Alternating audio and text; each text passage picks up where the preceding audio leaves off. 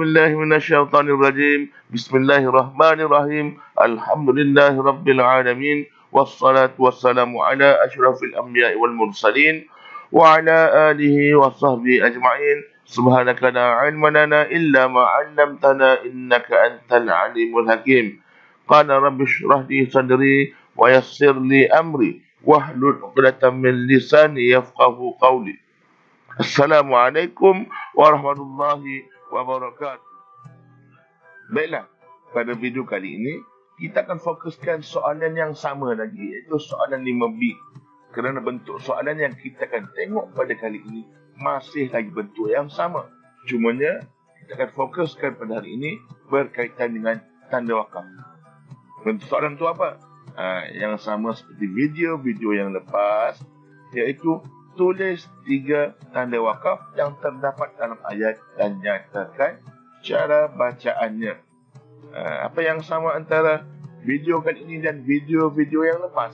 Untuk soalannya, dia meminta calon untuk menyatakan cara bacaan. Maknanya, walaupun calon tidak tahu nama hukum tajwid, calon masih boleh menjawab. Cuma untuk video kali ini, Ustaz akan ceritakan juga, Ustaz akan tunjukkan juga cara mudah untuk calon mengingat nama-nama wakaf beserta cara bacaannya. Dalam slide pertama, slide A ini Ustaz telah letakkan wakaf yang pertama yang dinamakan sebagai wakaf kafi. Okey. Cara bacaannya berhenti lebih baik. Tandanya seperti dalam kotak berwarna biru muda itulah. Untuk tanda wakaf yang kedua dalam slide B, namanya wakaf Hasan. Cara bacaannya ialah sambung lebih baik. Simbolnya seperti dalam petak berwarna biru muda yang dimulakan dengan huruf Sad. Tanda wakaf yang ketiga dalam slide C dinamakan sebagai wakaf jaiz. Yang mana cara bacaan bagi wakaf ini ialah boleh berhenti, boleh sambung. Simbolnya adalah huruf Jim, seperti yang terpapar dalam slide C. Untuk wakaf yang keempat, dinamakan sebagai wakaf lazim. Cara bacaannya mesti berhenti. Simbolnya adalah huruf mim. Dan wakaf yang terakhir yang kita akan tengok pada hari ini ialah wakaf qabih. Yang mana wakaf ini kita dilarang berhenti. Simbolnya adalah huruf lam alif. Seterusnya kita akan tengok slide cara mengingat nama tanda wakaf. Dalam jadual dalam slide, Ustaz telah letakkan 5 tanda wakaf dan 5 namanya sekali, dan juga catatan. Okey, kita tengok tanda wakaf yang pertama, iaitu tanda wakaf kafi. Antara kelima-lima wakaf yang ada, hanya wakaf kafi sahaja yang ada huruf qaf. Huruf qaf sama dengan huruf C dalam tulisan Rumi. Dan kalau kita perhatikan nama-nama wakaf yang ada, hanya wakaf kafi sahaja yang ada huruf K.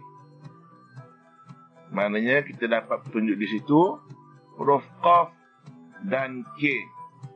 Maknanya kalau wakaf kafi, tandanya bermula dengan huruf qaf, namanya bermula dengan huruf K. Ada huruf K lah. K. Untuk tanda wakaf yang kedua, iaitu wakaf Hasan, sama juga kita tengok huruf pertamanya. Huruf pertamanya ada huruf Sad. Antara semua tanda wakaf yang ada, wakaf Hasan saja yang ada huruf Sad.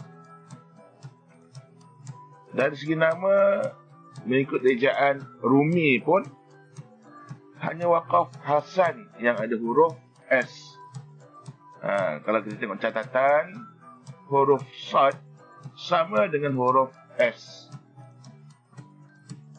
Tanda wakaf yang ketiga, hanya ada satu huruf, iaitu huruf Jim.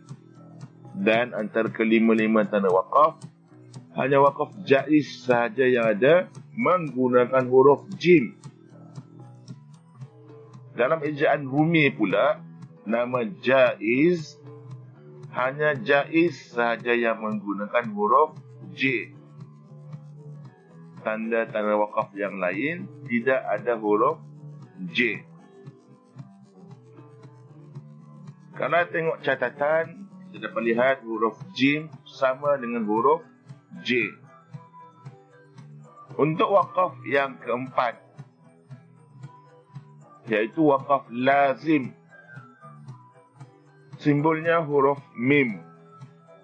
Antara kesemua tanda wakaf, hanya wakaf lazim yang menggunakan huruf mim. Untuk ejaan Ruminya pula, hanya wakaf lazim yang ada huruf M. Dan huruf mim sama dengan huruf M dalam tulisan Rumi. Untuk wakaf yang kelima, iaitu wakaf qabih, yang bersimbolkan lam alif, Ustaz letakkan di sana dalam bahagian catatan, tidak berkenaan. Maknanya, sekiranya kalau muncul dalam soalan lam alif, kita tahu dah lah, kan? Tanda wakaf yang empat tadi semuanya ada padanan antara huruf-huruf hijaiyahnya yang pada tanda-tanda wakaf dengan nama-namanya dalam ejaan Rumi ada padanan. Maknanya sekiranya ada tanda wakaf yang tidak mempunyai padanan, kita boleh letakkan dia sebagai wakaf qabih. Untuk cara bacaan tanda wakaf, Ustaz telah susun satu bentuk cerita.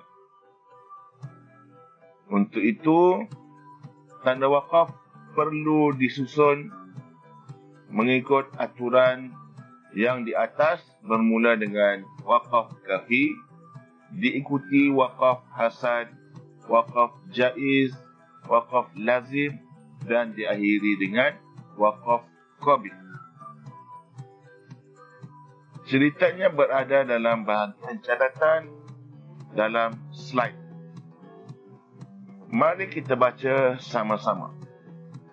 Tanda wakaf ni berkaitan dengan tempat yang boleh kita berhenti dan mengambil nafas semasa membaca Al-Quran. Jadi, berhenti lebih baik. Namun begitu, kadang-kadang ada tanda wakaf yang menunjukkan bahawa sambung lebih baik.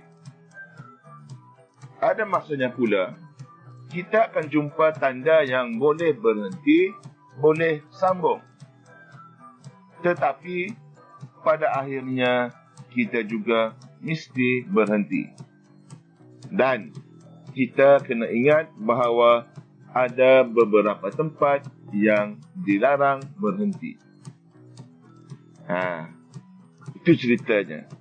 Maknanya, kalau kita tengok dalam bahagian catatan, ada tulisan berwarna hitam dan tulisan berwarna merah. Tulisan berwarna merah merupakan cara bacaan bagi setiap tanda wakaf. Jadi untuk memastikan cerita ini boleh diceritakan dengan lancar, kita boleh mengingat dengan mudah, maka tanda wakaf yang ada tadi perlu disusun mengikut aturan yang terdapat dalam jadual yang telah Ustaz sediakan. Mari kita lihat contoh soalan. Soalan diambil daripada Surah Al-Ma'idah ayat 51. Di dalam slide, Ustaz telah tandakan 3 tempat yang ada tanda waqaf. Tanda yang pertama iaitu huruf mim, tanda yang kedua huruf jim, dan tanda yang ketiga waqaf yang dimulakan dengan huruf qaf. Seterusnya mari kita lihat contoh cara menjawab. Tanda waqaf yang pertama tadi huruf mim iaitu waqaf lazim. Cara bacaan mesti berhenti. Tanda waqaf yang kedua iaitu huruf jim iaitu waqaf jaiz. Cara bacaannya boleh berhenti, boleh sambung. Manakala tanda waqaf yang ketiga iaitu waqaf yang dimulakan dengan huruf qaf iaitu waqaf kafi. Cara bacaannya berhenti lebih baik. Kita lihat contoh soalan yang kedua daripada surah At-Taubah ayat 37. Dalam ayat ini juga Ustaz telah tandakan 3 tempat yang mempunyai tanda waqaf. Tanda yang pertama, tanda waqaf yang dimulakan dengan huruf sad. Tanda yang kedua, tanda waqaf dengan huruf jim. Kemudian tanda waqaf yang ketiga ialah tanda waqaf yang dimulakan dengan huruf qaf. Mari kita lihat contoh cara menjawab bagi soalan yang kedua ini. Tanda waqaf pertama tadi ialah waqaf hasan. Cara bacaannya sambung lebih baik. Manakala waqaf yang kedua iaitu waqaf jaiz, cara bacaannya boleh berhenti, boleh sambung. Dan tanda waqaf yang ketiga iaitu waqaf kafi, cara bacaannya berhenti lebih baik. Sekian sahaja perkongsian kita tentang tanda waqaf untuk kali ini. Bertemu lagi dalam siri video yang akan datang. Jangan lupa like, komen, share dan subscribe channel Ustaz Zafrul untuk video lain yang lebih menarik. Assalamualaikum.